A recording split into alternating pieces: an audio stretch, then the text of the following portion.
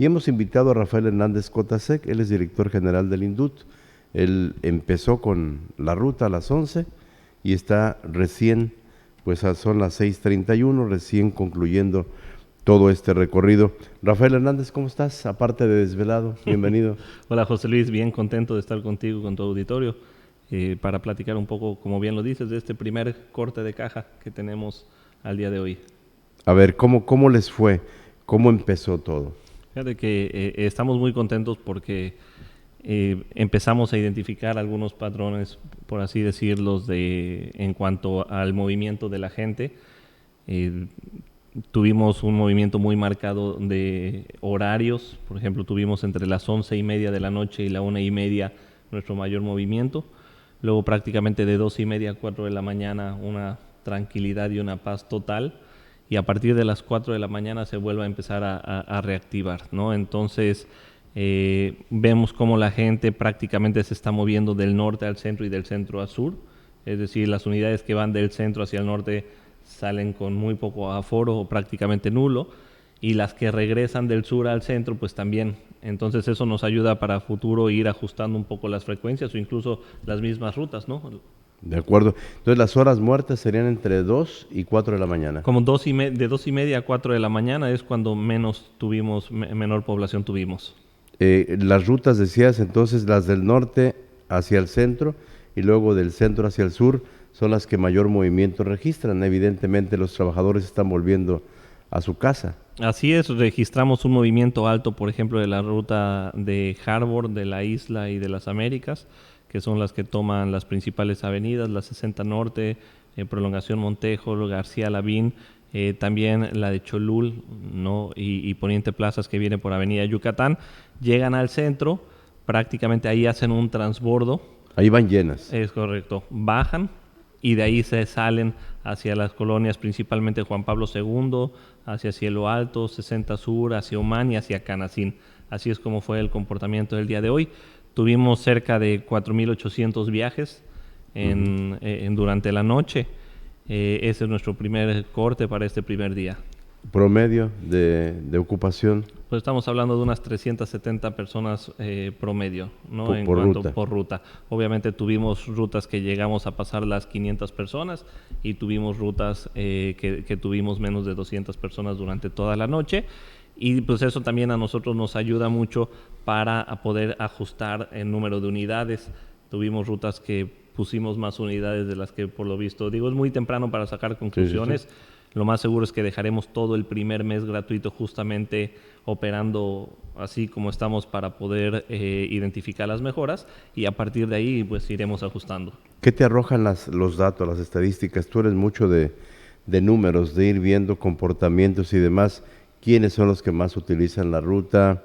¿De dónde están saliendo? Porque yo supongo que el día de mañana esto te va a generar un mercado de oportunidad también para otras personas que en lugar de terminar la fiesta, no sé, a las 12, terminen a la 1 de la mañana, también para ellos va a ser una oportunidad. Incluso llegará el momento, probablemente, en que Mérida tenga 24 horas, 365 días al año en servicio de transporte público.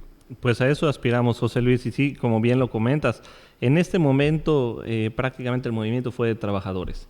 Incluso el movimiento que te comentaba de las 11:30 a la 1:30 de la mañana se da principalmente de trabajadores de plazas, de centros comerciales y de restaurantes. Mucha gente entre las 11 y las 12 que son propios trabajadores del centro, ¿no? Nos encontramos, a mí por ejemplo que yo salí con rumbo a la 60 Sur, me tocaron ahí personas que venían a trabajar del mercado de San Benito, de Lucas de Gálvez y de algunos comercios que están muy cerca aquí de la Plaza Grande, ¿no? Y todavía no vimos un flujo de jóvenes, ¿no? Que probablemente también por el día hay que ver cómo está el sábado y domingo, ¿no? Pero principalmente y que sea quincena a veces también. Sí, claro, y ya que en este caso creo que va a coincidir un poco, ¿no? ¿Y qué otros datos? Por ejemplo, la llegada al sitio en donde ya descargaban el pasaje, el retorno completamente, en algunos casos, vacíos. Sí, eso fue lo que nos pasó, por ejemplo, en estas rutas precisamente del norte, ¿no? una vez que llegaban al centro y que traían a toda la gente que trabaja en el norte de la ciudad, pues regresaba a las plazas prácticamente vacíos. Efecto contrario en las rutas del sur. En las rutas del sur, del centro se iba lleno, pero ya del punto, por ejemplo, de Humán, de Juan Pablo, de Canacín, de la 60 Sur, de Cielo Alto, ya regresaban prácticamente sin gente al centro.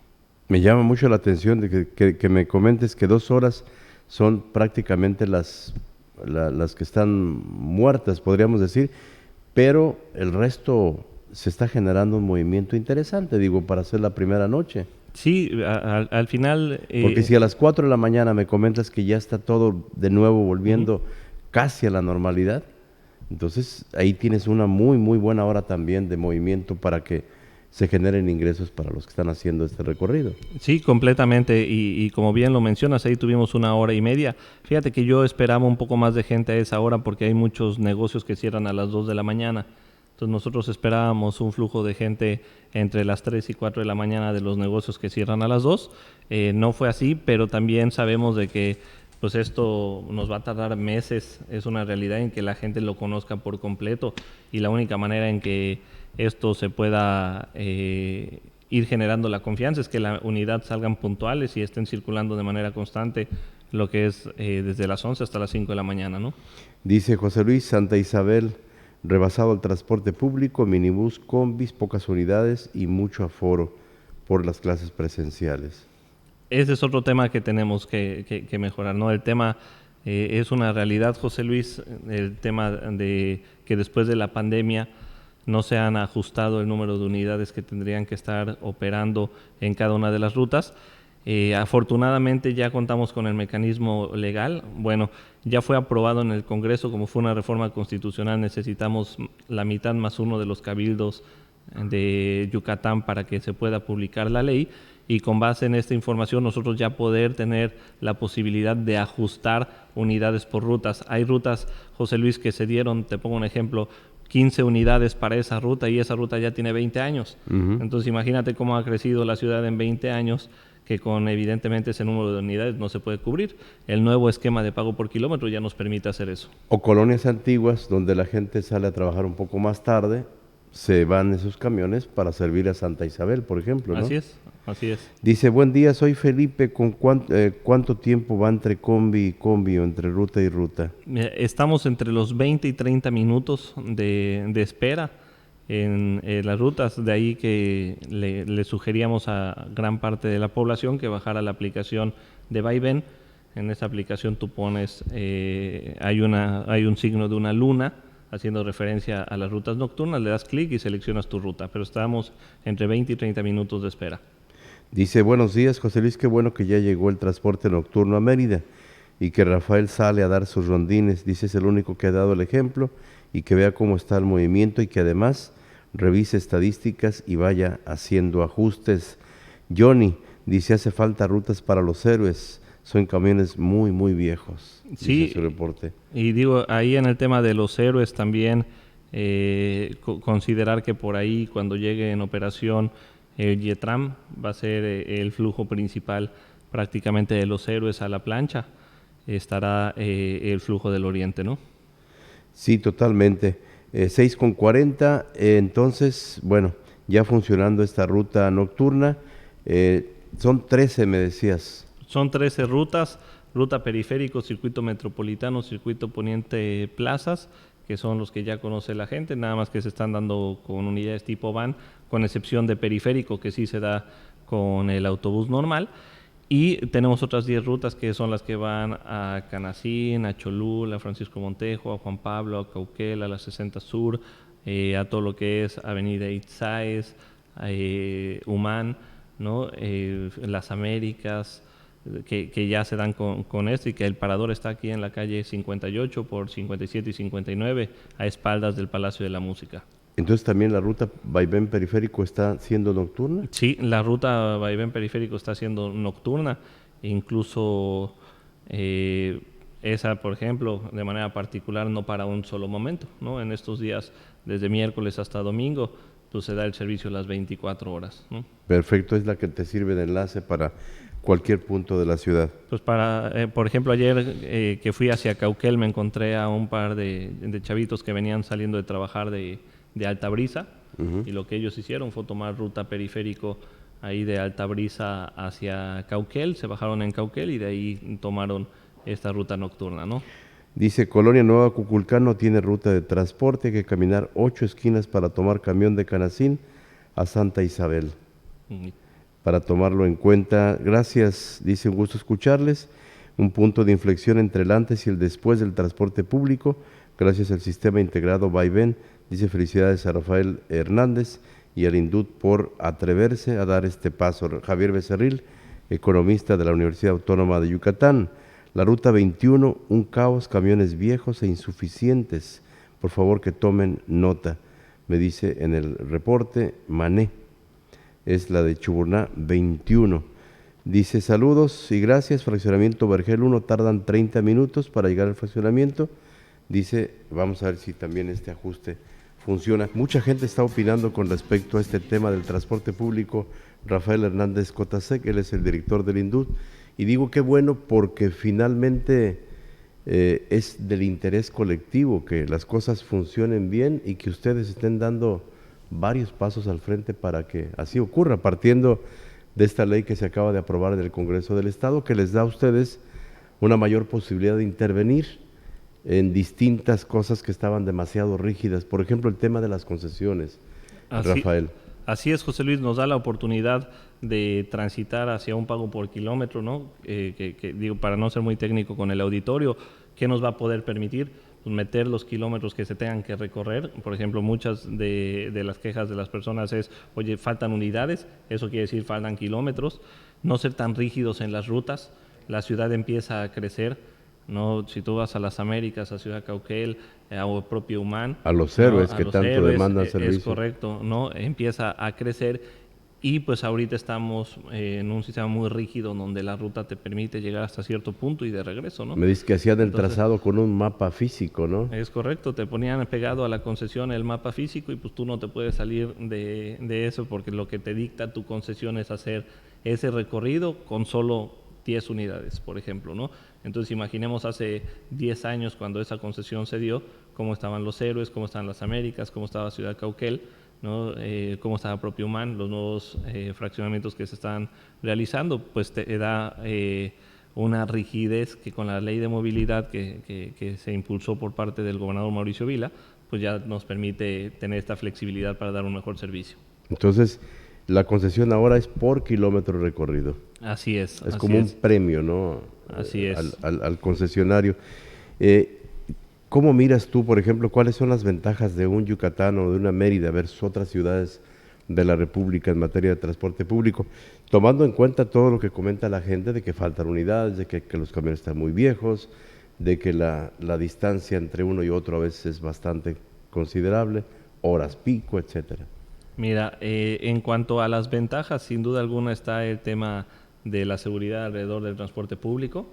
Incluso, de acuerdo al INEGI, siempre estamos en los primeros 2 lugares como mayor percepción de seguridad en el transporte público, y eso se puede ver ayer en las rutas nocturnas, ¿no? Que se puede dar sin mayor contratiempos. No tuvimos un solo contratiempo. La orografía de la ciudad es bastante importante, ¿no? El hecho de que pues sea todo plano, ¿no? Te permite tener cierto comportamiento en los vehículos, y pues los retos y las oportunidades van a estar precisamente en que este crecimiento que se está dando de la ciudad pues vaya acorde a una densidad que te permita hacer rentable el transporte, ¿no? Porque si el transporte solo se mueve, por ejemplo, de sur a norte, pues ¿qué es lo que pasa? Que no es rentable, porque la mitad de la ruta va llena, pero regresa completamente vacía. Lo que se tiene que lograr es redensificar en los distintos puntos de la ciudad, poner en distintas partes todo lo que son las oportunidades laborales y que en todo momento exista esta subida y bajada de personas. Entiendo, ¿no? Que se han encargado bastantes unidades en distintas agrupaciones. Sí, por ejemplo, gran parte de estas que nos mencionan, que es una realidad que hoy faltan unidades, sobre todo las que van hacia el norte, que ya son unidades del 2000, ¿no? Que ya tienen 20 años. Prácticamente ya están algunos pedidos en algunas armadoras, Desafortunadamente los tiempos de entrega ahorita están haciendo bastante largos, ¿no? Como en todo después de la pandemia. Bueno, entonces en este caso hay todavía mucho por hacer, dice don Jesús Rivera. Transporte colectivo en Cholul, rutas imposibles, dice, incluso unidades ya muy cansadas, muy viejas. Cholul, por ejemplo, es una de de los lugares que creció y que hoy en día no tenemos, por ejemplo, un transporte urbano que llegue hasta allá. La mayoría se mueve a través de vans, ¿no? Que salen de Cholul, que llegan y se integran con muy pocas unidades ya de servicio urbano, ya prácticamente pegado a periférico, ¿no?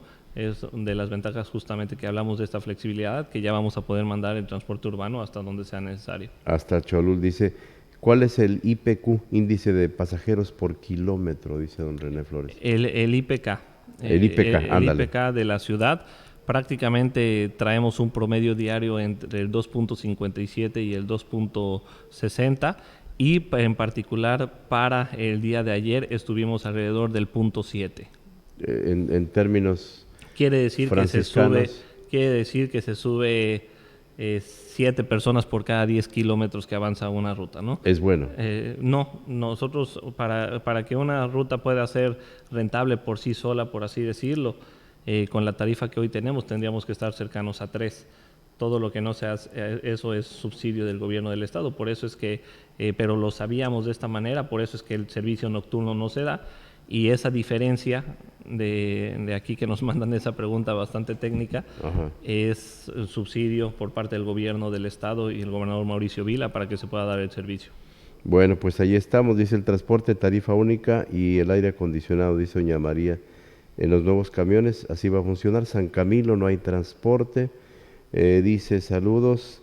¿Qué pasa si en la nocturna se quiere subir gente alcoholizada? Buena pregunta, ¿eh? Mira, hasta Por ahorita... las horas Sí, no, y va bohemias. a pasar, va a pasar y como tú lo comentas, ¿no? Conforme vaya siendo más conocido, Hasta para eso va a servir, ¿no? sí, claro, no, mira, la ley te establece, el operador puede negar el servicio dependiendo de las condiciones que vea, ¿no?